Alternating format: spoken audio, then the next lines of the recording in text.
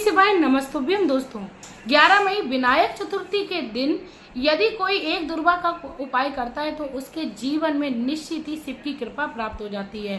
प्रदीप मिश्रा गुरुदेव महाराज कहते हैं मात्र एक दुर्वा गंभीर से गंभीर बीमारी को जड़ से खत्म कर देती है। दोस्तों शिव की शरण में जाने से असंभव भी संभव हो जाता है। जब आपको पूर्ण विश्वास हो कि प्रदीप मिश्रा गुरुदेव द्वारा बताए हुए हर एक उपाय प्रत्येक व्यक्ति के जीवन में कार्य सिद्धि होते हैं तो आप लोग प्लीज इस उपाय को करिए, अन्यथा आप इस उपाय को ना करें, क्योंकि बिना आस्था बिना विश्वास की कोई भी कार्य सिद्ध नहीं किया जा सकता है। मैं मेरे आराध्य श्री लक्ष्मी नारायण को मैं कोटि कोटि प्रणाम करती हूँ, मैं उनको कोटि कोटि नमस्कार करती हूँ।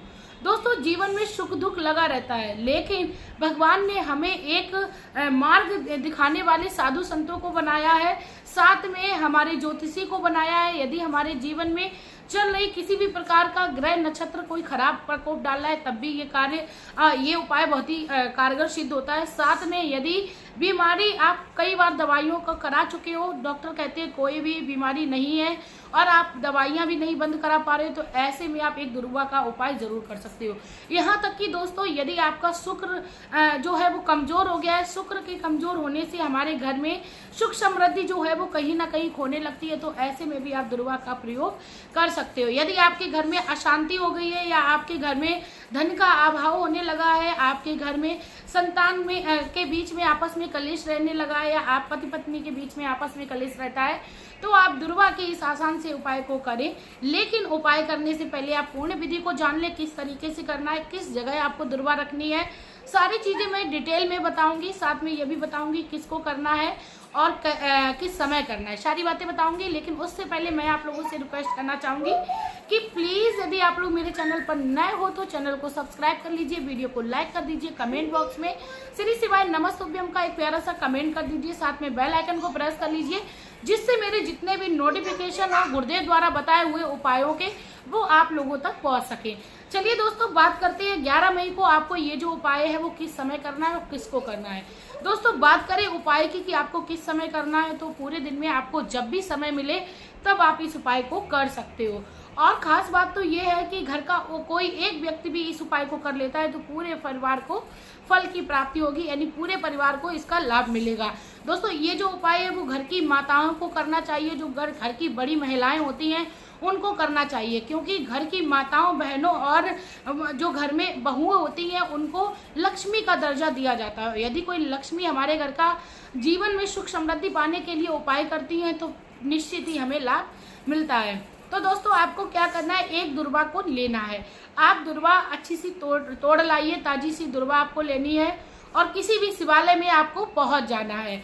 आपको शिवालय में पहुंचने के साथ ही 3 तालियां जरूर बजानी है। मैं अपनी हर वीडियो में बताती हूँ कि भगवान शिव को प्रसन्न आपको करना है, क्योंकि उपाय करने मात्र से आपके जीवन में आपके लक्ष्य की प्राप्ति नहीं होगी, बल्कि जब हम शिव की कृपा पा लेते हैं तो निश्चित ही हमारे जीवन में हमें सारी परेशानियों से मुक्ति मिलती है।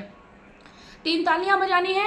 उसके बाद अपने साथ आप जो भी बेलपत्र या चंदन, आप जो भी जल ले गए हो, जो भी आप सामग्री अपने साथ ले गए हो, उनको आप भगवान शिव को समर्पित कर दीजिए। ओम नमः शिवाय श्री शिवाय नमस्तुभ्यम का जाप करते हुए, यानी पूर्ण श्रद्धा के साथ आपको ये काम करना है।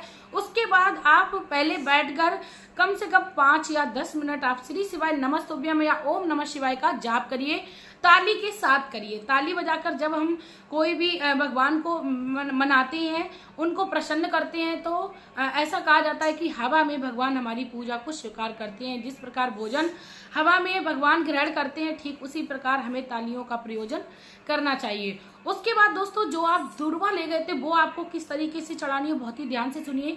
जैसा कि भगवान शिव की शिवलिंग होती है, तो जो जलाधारी के बीच का यानी मोटी लाइन होती है वहां पर अशोक सुंदरी का भाग होता है, और जो जहां पर शिवलिंग रखी होती है वो माता पार्वती का हस्तकमल होता है। ऊपर से जो जल गिरता है वो भगवान शंकर की 5 पुत्रियां हैं, और जो अशोक सुंदरी है वो भगवान शिव की सबसे छोटी पुत्री है। अब दोस्तों बात करते हैं कि आपको और क्या करना है। नंदी जी के कान में आपको ओम नमः शिवाय का जाप करना है। अब बात करते हैं कि दुर्वा आपको किस जगह चढ़ानी है।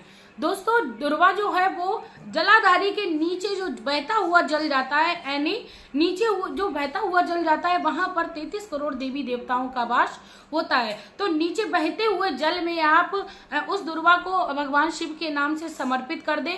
इतना करने से आपके जीवन में चल रही भयानक से भयानक बीमारी जो है वो खत्म हो जाएगी। दोस्तों दुर्वा की बात करें तो दुर्वा जो है वो हमारे विष्णु पुराण में इसका एक सही ढंग से हमें प्रस्ताव मिला है कि दुर्वा जो है वो हमारे अमृत छलकने से उत्पन्न हुई थी। यानी दुर्वा को हम यदि तोड़ कर भी रख लेते हैं, वह कितनी भी सूख जाए उसके बावजूद भी हम किसी मिट्टी में रख भी देते हैं तो दुर्वा फिर से वही उत्पन्न हो जाती है। कई बार हमने अपने बड़े बुजुर्गों से भी सुना है कि यदि हमारे यहाँ ग्रहण पड़ता है, सूर्य ग्रहण, चंद्र ग्रहण, तो उस समय यदि हम अपने भोजन में दुर्वा के कुछ अंश रख देते हैं तो वह भोजन जो है वो अशुद्ध नहीं हो सकता है। तो दोस्तों आप समझ सकते हो दुर्वा का कितना बड़ा महत्व होता है प्रत्येक व्यक्ति के जीवन में। साथ में व्यक्ति यदि बीमारी से और ज्यादा उपाय करना चाहता है तो नहाने के पानी में एक दुर्वा प्रतिदिन डालकर नहाना शुरू करें। इससे भी व्यक्ति के शारीरिक स्वास्थ्य पर काफी ज्यादा प्रभाव पड़ेगा। दोस्तों चलिए मिलते हैं नई वीडियो में नई जानकारी के साथ। यदि आप लोगों को मेरा ये उपाय अच्छा लगा हो, गुरुदेव के द्वारा बताया हुआ सुझाव अच्छा लगा हो, सरल लगा हो, आसान लगा हो, तो प्लीज आप लोग मेरी इस वीडियो को शेयर कर दीजिए, क्योंकि आपका एक शेयर मात्र व्यक्ति के जीवन में चल रही परेशानी, गंभीर से गंभीर बीमारी को खत्म कर देगा। श्री हरि शिव शंभु।